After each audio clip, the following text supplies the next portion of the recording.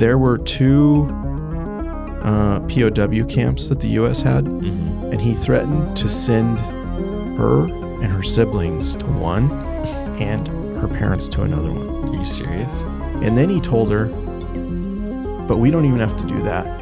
We can take you out into the middle of the desert and no one will ever find your bodies. Do you understand?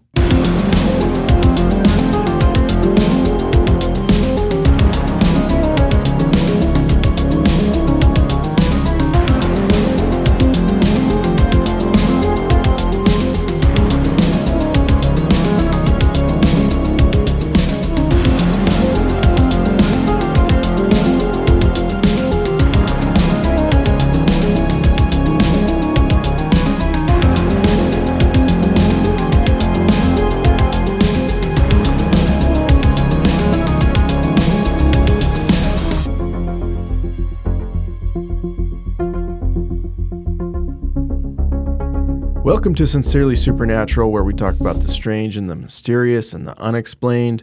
My name is Seth, and I'm one of your hosts. And I'm Hudson. The other host. The other one of your hosts. And today we go into Roswell Part 2. I was going to say that too. Part 2. Hot Shots Part 2. Have you ever seen that? You showed me part of it. Was it the first or second one? It was, I think I showed you part of the second one. I think I was too young for it. Yes. And this is a problem that happens a lot when you are growing up before your kids are born and you remember a really funny movie. Yeah. And then you play it for them and it's super inappropriate. Yeah. So I've done that multiple times. I just watched The Naked Gun. Oh, yeah. The new one with Liam Neeson. Oh, you did? I haven't seen that one yet. It was pretty goofy. Was it? I thought it was funny. Have you ever seen the original?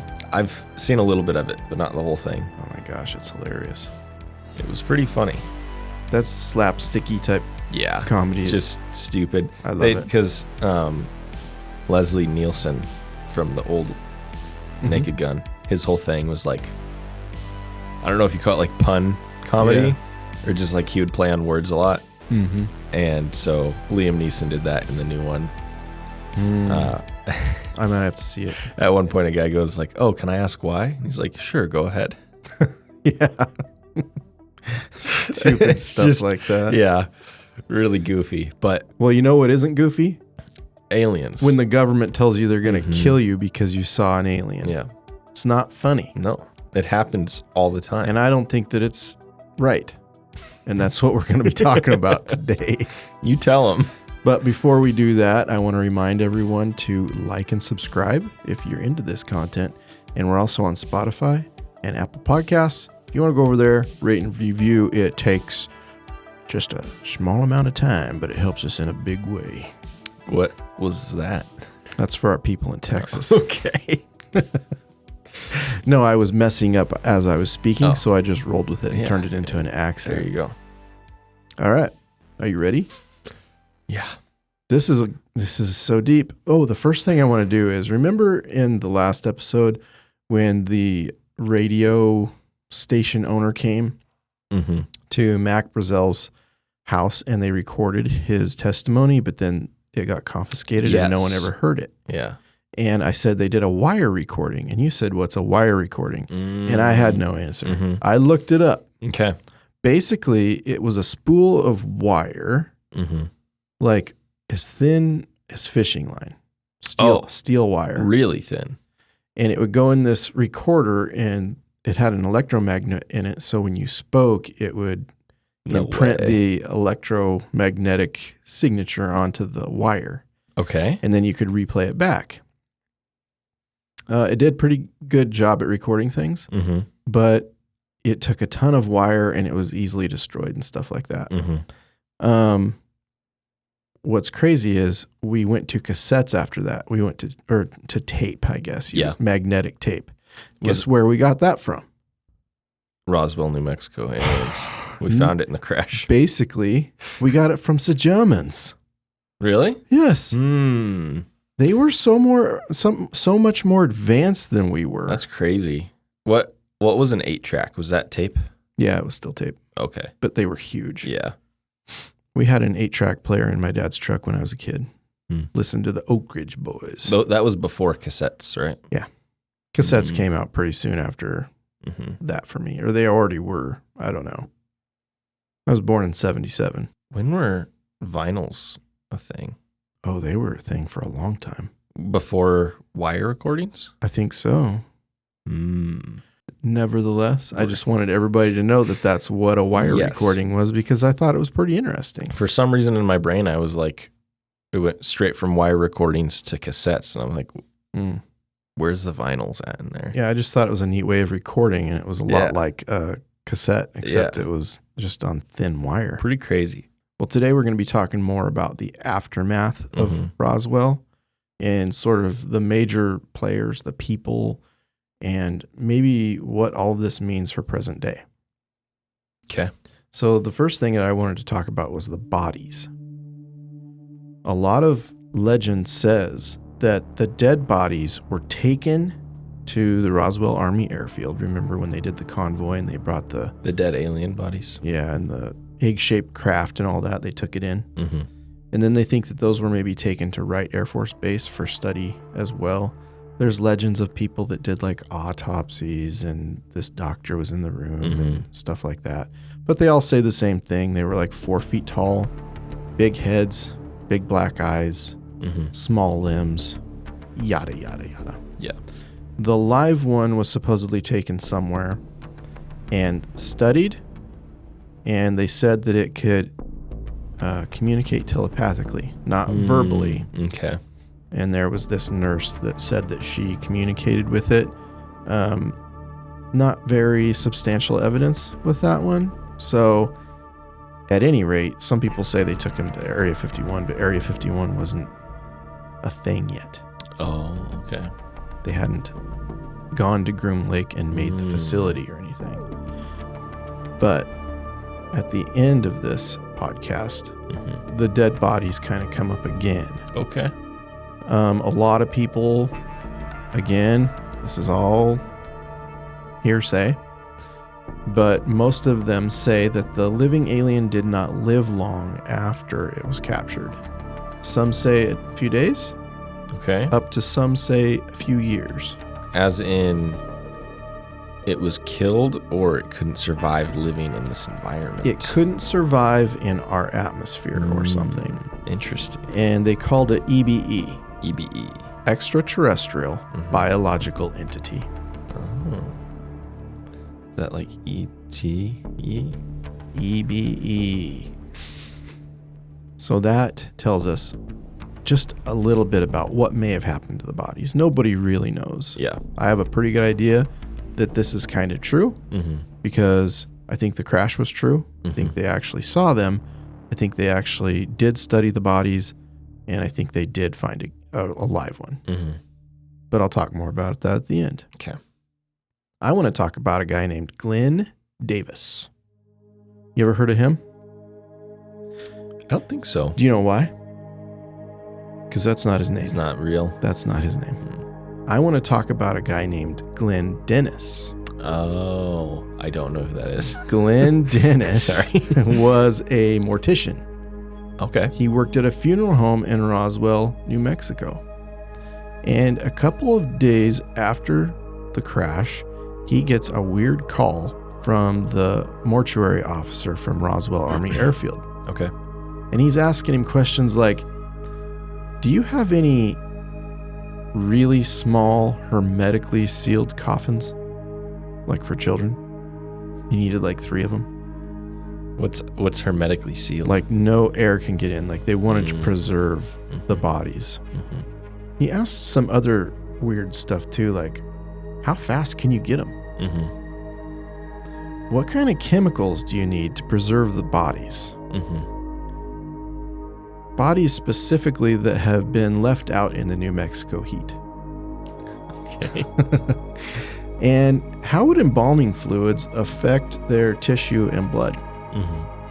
These are really weird questions because this guy was mostly just, he picked up dead bodies, like from the hospital and stuff. So he thought that was really strange. Yeah. And then later that day, he went to the hospital for an unrelated thing, not a Roswell thing. It was probably picking up a dead person from the hospital, to be honest. But when he pulls up, the whole place is bustling with military police. The hospital. Yeah. And he says there's this really tense, weird atmosphere in the air. Okay. And he gets out to do his thing, and an officer yells at him and tells him that he needs to leave right now. So I think he does. Okay. But later on, Glenn Dennis said that he knew a nurse that worked at Roswell Army Airfield. Mm-hmm. And she told him that she had examined or helped doctors examine the dead bodies of aliens. They brought them to the hospital? I think so. Man. This is really interesting because he also said that he saw pieces of metallic debris sitting out by the hospital. That's weird. I feel like if this were to happen today, the military would have their own private, facility with doctors and all the equipment they would need to do all of this. I feel like they wouldn't bring it to your local hospital. Do you know why? Why? Because this was the first time it ever happened. Yeah. Like they had to deal with what they had. Yeah. They had to use what they had. Mm. Well, this nurse said the same thing. They were around 4 feet tall, big heads. They had small, skinny limbs. Mm-hmm. And she said they had gray skin and only had 4 fingers. Okay. Which is a very specific thing for someone to tell you. Well, Glenn Dennis died in 2015, but his story pretty much stayed the same. He's a very solid He didn't change witness. it? Okay. There's some things like they don't really believe the nurse thing because he gave them a fake name and they couldn't find her or something. Oh. But maybe he was just trying to protect her. Yeah. But the other part, he never strayed from the call and going to the hospital. Okay. Another huge player in this whole thing was Jesse Marcel Jr. Jesse Marcel's son that he woke up in the middle of the night to show him stuff in the kitchen. Mm-hmm. Well, his story, super rock solid. He never changed it. Mm-hmm. Here's a little bit about Jesse Marcel Jr. He was 10 years old when he saw the debris and handled it in the kitchen. Okay. He became an ear, nose, and throat specialist in the U.S. Navy. Okay. He served in Vietnam.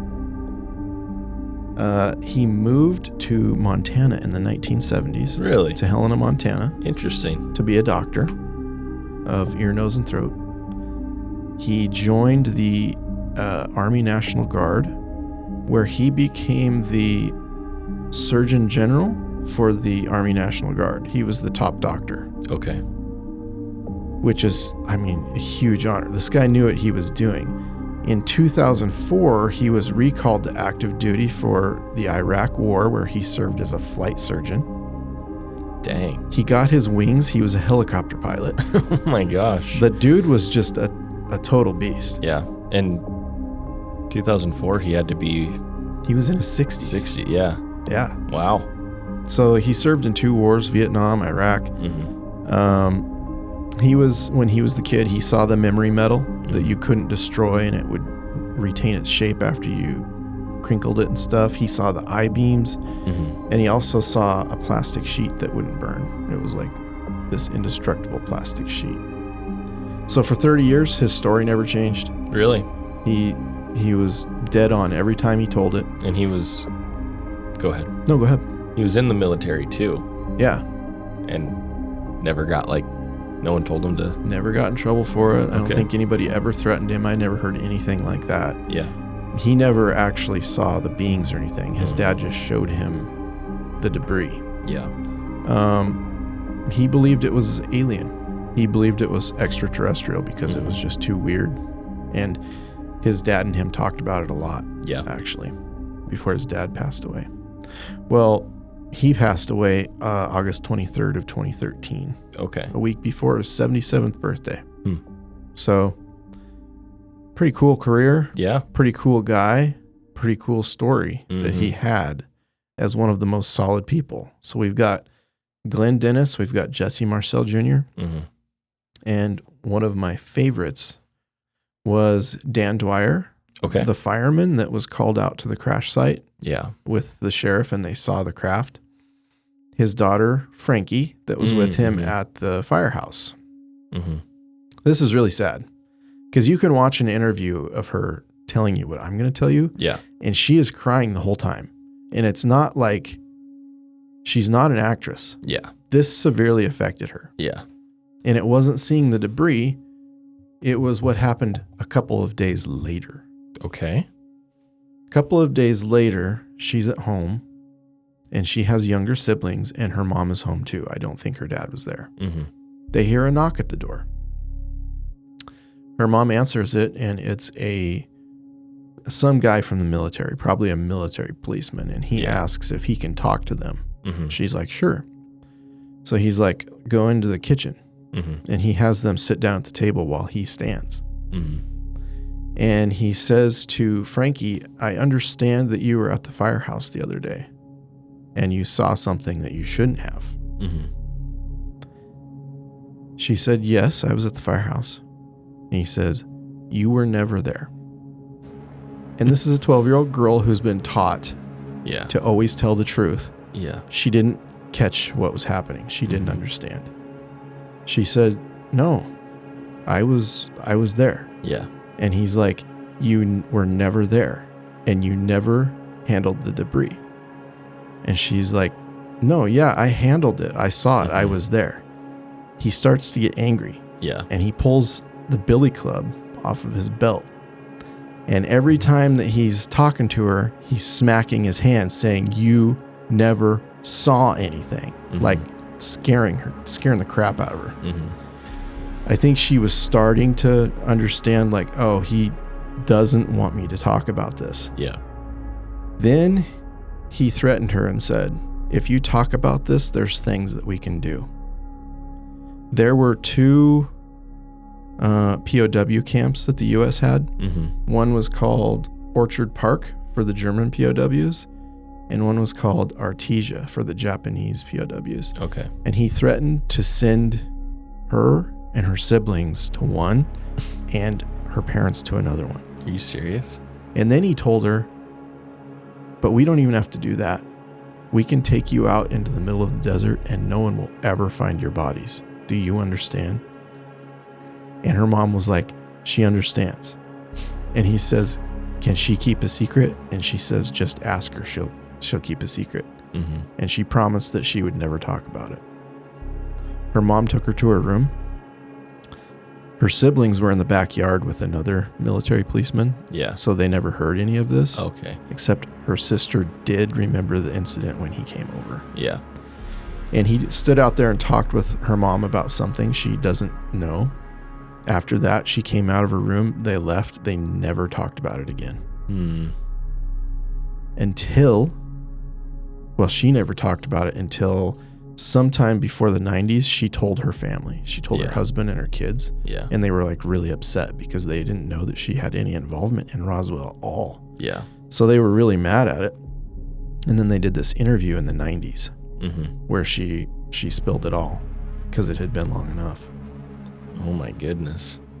So lots of intimidation and stuff by the military. They did not want anyone saying anything. So Frankie Rowe was her married name. Died July 28th, 2017 at age 84. Okay. She never changed her story. Boom. Dead on. And I challenge anyone to watch her interview. We'll put it in the description. But it's the real deal. Yeah. Do you want to hear another Bring it on. Big player? Yeah. You remember George Wilcox, the sheriff? Yes. This is sad too. It's all sad. It is. Is there any happy stories? I don't think there is, to tell you the truth.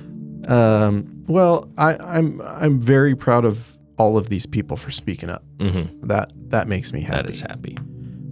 Sheriff George Wilcox. In 1969, his wife Inez Wilcox told her daughter and granddaughter what happened at the Roswell incident because George went a little crazy after this. Not long after he told the military about all of this and they knew that he saw everything, they basically surrounded the courthouse and went in and talked to him Mm-hmm. and threatened him. And a colonel came in. They don't know who it was, but a colonel went into his office and told him if he ever said anything about what he saw, Mm-hmm. they would kill him and his entire family. I don't like these people. No. But there's a reason why I'm kind of harping on The threatening. the threats. Yeah. And you'll see. After that, they said that George changed. He didn't want to be the sheriff anymore. Mm-hmm. His wife Inez actually ran for sheriff Oh, really? after that because he was like done. Yeah. And they said it really emotionally affected him. Mm-hmm. And he died in 1961. Oh, okay. So another tragic story. Mm-hmm. George never talked about it to anyone. Like he wasn't like these other whistleblower type people that came Yeah. out. He never talked to anybody. But he must have saw some serious stuff and been told some serious things Mm-hmm. to be like, I don't even want to be sheriff anymore. I don't want anything to do with it. Yeah. But if someone threatened to kill my entire family, I would probably be a little messed up too. Yeah. I mean, how do you can't just like forget about that and like, I feel like you'd just always be stressed about that if you knew the military was, potentially just going to kill your family at any point. Like, am I bugged? Are they Yeah. listening to me right now? Yeah. Like, what can I do and not do Mm-hmm. that would arouse suspicion with them? Mm-hmm. Pretty spooky stuff. Yeah. And this is only, these are what I call some of the major players, but there were other people that talked about intimidation and threats from the military and stuff like that. Mm-hmm. But these are like the solid, very trustworthy people Yeah. whose stories didn't change that much at all. Well, I'd like to talk a little bit about like the legacy Okay. of Roswell. Yeah. Let's assume all of this is true. Mm-hmm. It all happened. All of the people that saw it really did. All of that. This happened July 2nd through the 8th of 1947. Okay. Guess what happened September 18th, 1947? Just a couple months later. Oh, wait. I might know this. Really? Salsa was invented? Pace picante? Wait. Pace picante salsa? Yeah. No. Oh. If I know. if that did happen, oh no, I know what you're thinking. What am I thinking of? 9 months later, Yeah. Al Gore was born. No. That's true though. Is that true? Yeah. You told me it might not have been salsa. I'm sure salsa existed before 1946, 7. Man, yeah, 47. But you told me when I was little that, like, right after Roswell happened, some food or something got invented. Shoot. And it was like they found it in the crash or something. If we can remember what it was, Do you remember? I'll put it on the Do screen. you remember ever telling me that? I don't remember. I might have been pulling your leg. I can't Maybe it was remember. something that you didn't want to eat, like Brussels sprouts or something. No, I wasn't that little. It wasn't like, I wasn't like 5. I was like 13 or something. That's pretty little. That was like 2 years ago. Yeah. So, sorry. Anyway, yeah, the Al Gore thing is pretty funny. Chuck Yeah. Missler used to do that joke all the time, but it's true. 9 months after Okay. the crash, Al Yeah. Gore was born. But no. On September 18th, 1947, the Air Force became its own branch of the military. Oh, okay. Guess what happens when you become your own branch? You get army men. Nope. You do. You get airmen, but you also get a budget. You get your own budget. You get army men in the Air Force. Yeah. When you're in Army, you get Air Force men. But they got their own budget. You get your own budget. Yeah. This was during the implementation of the National Security Act of 1947. Okay. So all of a sudden we have the National Security Act of 1947. Then we get our own branch of the Air Force. It's no longer part of the Army. Mm-hmm. You get your own budget. And this is the beginning. This is the establishment of the Department of Defense. Really? Yes. Interesting. In Okay. 1947. Guess what happened in 1955? Guess what was created, what started in 1955? Flat Earth theory. No, Oh. that was 2017. The Apollo missions. Paradise Ranch. Do you know what that is? Mm-mm. That's Area 51. Oh, okay. Groom Lake, Nevada. Yeah. The CIA and the Air Force start a facility out in the desert to do black projects like the U-2 spy plane, the Ox Cart, which was the SR-71 Blackbird, eventually the stealth bomber, stealth fighter, and just recently, a new type of aircraft that they're calling the Dorito. Have you seen this? Maybe. Does it look like a Dorito? It does. It's a perfect triangle. Yeah. So there's this. Is that like theories, or did our government like tell us that they're working on that? They never tell us what they're working on. Well, I mean, they're like, a bunch of lying liars. I know, but like we know about like the stealth bomber, like that's declassified. Right. Eventually you'll know. So the Dorito isn't like there's no pictures. It's just like a rumor. Yeah. Okay. But a lot of people have seen it. Really? Have you ever heard of the YouTube channel Uncanny Expeditions? Mm-mm. It's really good. I watch him all the time. Mm-hmm. Basically, he hikes into places all around these black sites, Area 51 and stuff, and videos, and he camps out there and he gets like thermal images. He got a great video of a Dorito flying. Really? Yeah. So there's video of it. How has this guy not like been disappeared? I don't know. They're pretty gutsy. Yeah. Going up to these gates and the camo dudes and all that. But there's also another channel called Project Fear. Have you ever heard of them? Mm-mm. Well, they did like a collab with him, and those guys caught a crazy stinking video Of a Dorito? of something. It was longer than the Dorito, and it had canards. Do you know what those are? You've got your main wings, and then up towards the nose, there's these little wings too. Okay. But it was really long and shaped weird. And something that I noticed on the video, I think it was a thermal video that they got. And this thing flew over. It had no heat signature. There were no trails coming out of it. Which is extremely suspect. How in the world do you get is it propulsion? Yeah. Is that the word for that I'm looking for? What propulsion system Without is this heat. thing using? Yeah. There was no trails. Yeah, that's crazy. No heat trails. Anyway, Area 51 was started in the mid-50s, 8 years after the crash at Roswell. Huge budget. Yeah. Completely secret. How far is Area 51 from Roswell? It's in Utah, right? It's Or in Nevada. Nevada. It's not that far Okay. as the crow flies. It's pretty close. On that same note, things that happened after Roswell. Have you ever heard of Lieutenant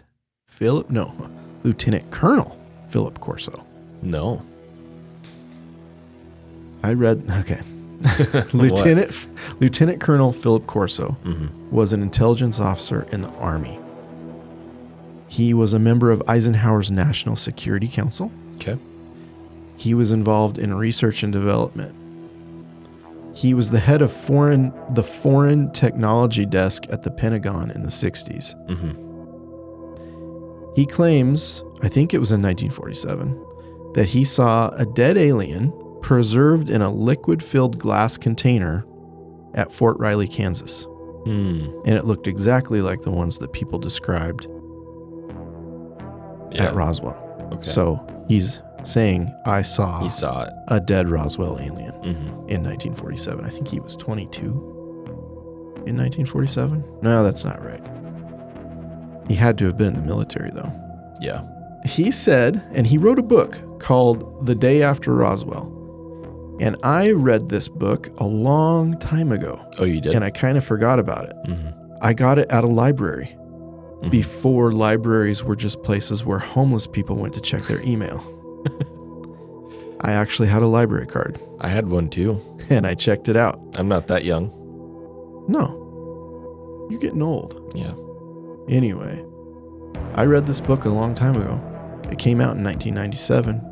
And I remember reading it and being like, oh my gosh, this sounds real. Mm-hmm. The thing about Lieutenant Colonel Philip Corso is he was extremely well respected. He was an actual person, and he actually did this stuff. Yeah. It's all recorded.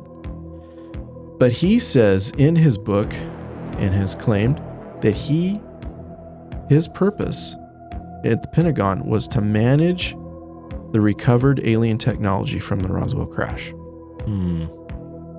His job was to take the different technology and feed it to defense contractors so that they could discover it and get it out into the world. No. Yes.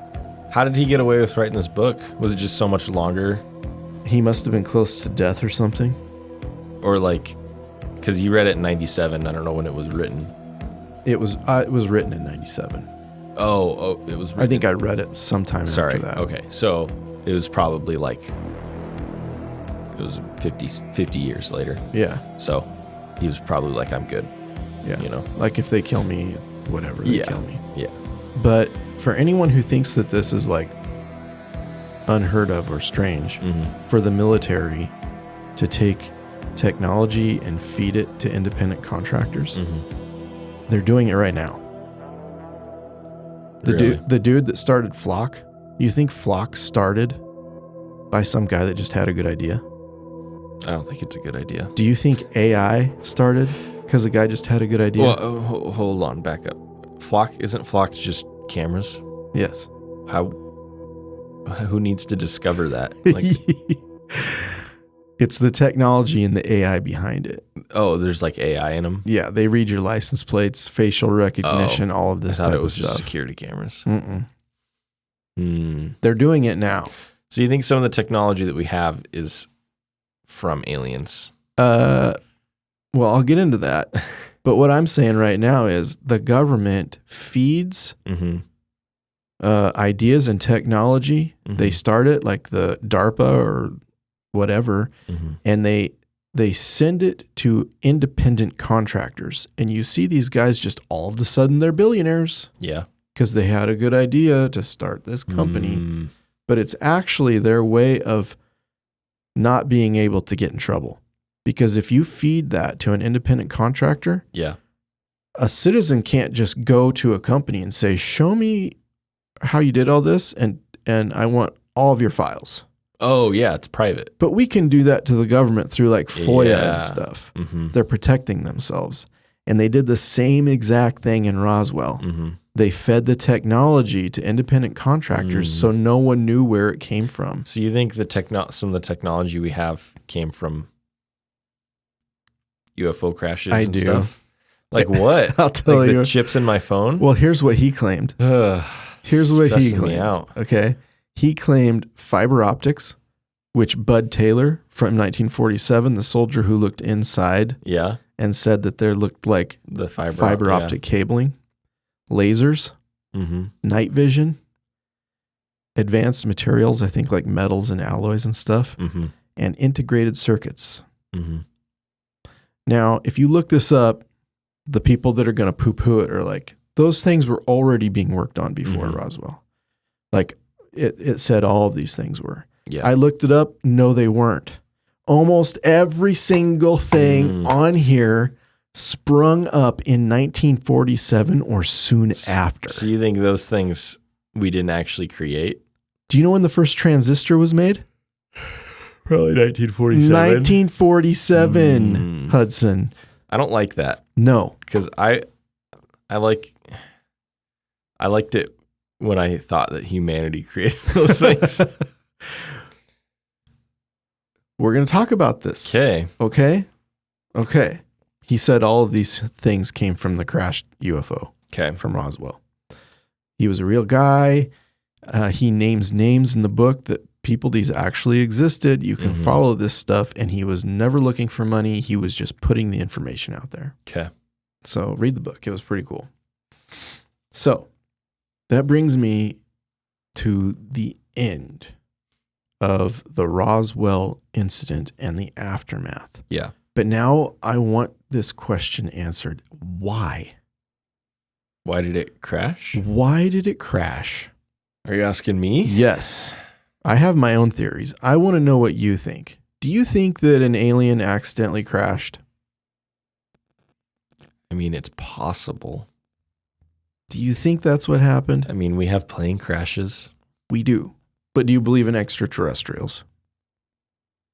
No. Do you believe in extra dimensionals? Yes. Do you think an extra dimensional could make a mistake and crash? I do. Okay. Do you? I do. I think they do and can make mistakes. Mm-hmm. But this seems a little too good. Yeah. Going back to the first episode, it crashed in the most powerful country on Earth, next to the most powerful bomb group on planet Earth, next to all of our nuclear technology, on the 4th of July. Yeah. Like, it's all too good. It's all too clean. I think it's an absolute setup. And I think that these entities have done this throughout time. You think? Go ahead. And that's why you get pyramids and in South America and Egypt and all these different places where civilization springs forward in these giant technological advances, and they prosper and then they crash. So you think that they crashed on purpose to give us technology or something? Absolutely, I do. And then we got iPhones now because of it. Yeah. Think about your iPhone, okay? Think about the chip in your iPhone, let's say, or you've got a new computer and it has like the M5 Max silicon or whatever. Have you ever really dug into what that chip looks like? I've seen videos of people zooming in on chips and it just keeps going. And it's like, how in the world do they etch this into that metal? There are transistors or resistors or what, I don't know what components, so small within that chip that you need a microscope to see it. Yeah. Does that not boggle anyone's mind how you build that? And they say that they build it through like some sort of 3D printing type process. I don't know. I'm not an electrical engineer. Jet technology? Yeah. Guess when we broke the sound barrier? 2008. October 1947. We had jets in 47. We were working on the Bell X-1. Was that the first one? Chuck Yeager. I want to see what that looks like. Aaron Yeager. That's going to be a real surprise to anyone listening who knows who that is. Not Chuck Yeager. Aaron Yeager. Anyway. Attack on Titan. Yeah. Anyway. Best story ever written. Yes. Fictional story. Yeah. But Roswell's not fiction. No, this is real. You can see how impassioned I am about this. I think some evil beings planted technology in the desert they planted it in the desert in the country that was the strongest country in the world.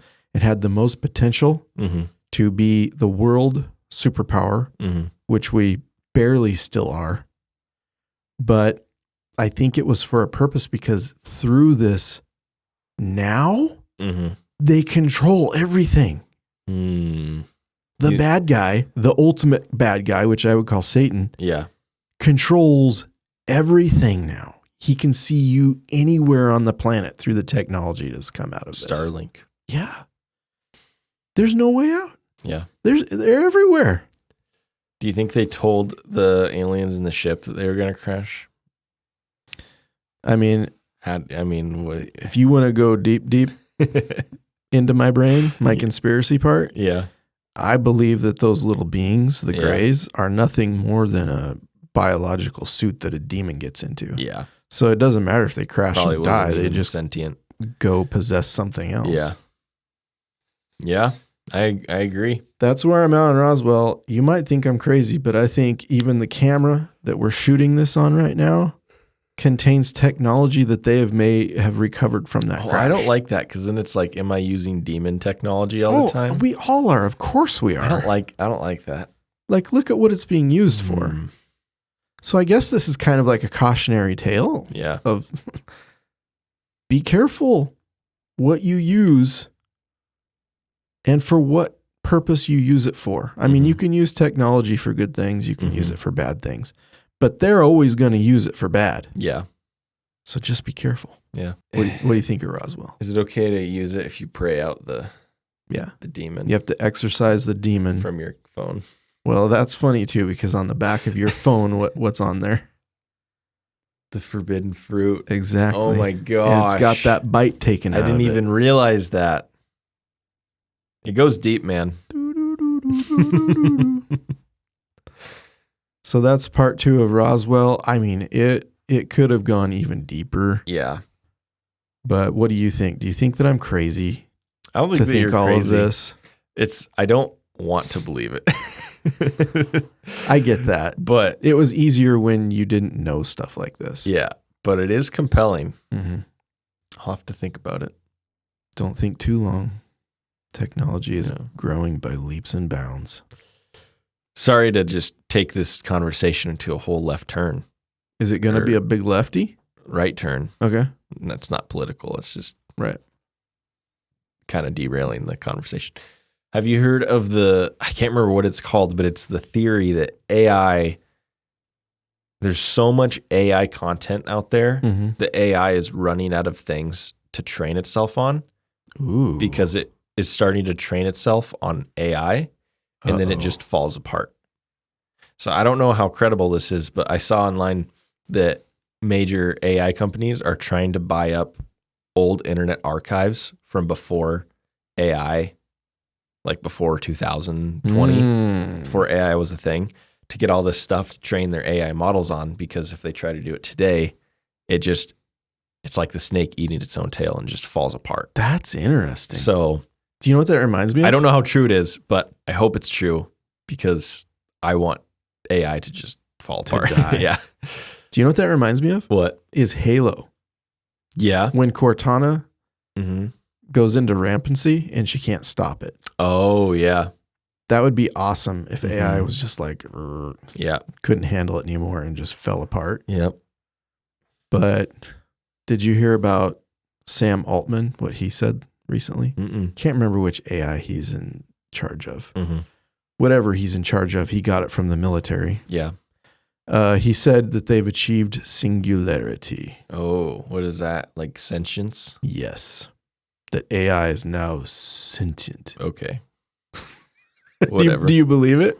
I don't either. No. I think it's a load of bull. It's funny though, because we're so desensitized to AI because back in the 90s when you're watching Star Trek The Next Generation and the lady's like, computer, what is this? Yeah. And then the AI talks back. We have that now. Yeah. And you would have considered that, that the AI is sentient. Yeah. But we have that now and it's not that cool. At first it was cool. Like it was like, oh wow, we've achieved that. But speaking of like Star Trek, because I liked TNG, that's what I grew up on. The computer back then, I was like, that's so cool. They can ask the computer to do a calculation or whatever. But they were never using the computer to make a decision. Yeah. They were never like, computer, help me figure out how to write this letter to the admiral. Yeah. But now, now we're getting to the point where we're like, or just write this letter for me. Like even today, I used Chat GPT to figure out why 2 computers weren't connecting. Oh yeah. It's as much as like I hate it, I still use it all the time. I hate it when it comes to art form stuff. And I don't think like Hollywood will be taken over by AI. I don't think that's ever I don't think anyone's going to be interested in watching an AI movie. But when it comes to just like everyday things, it's like way better than Google.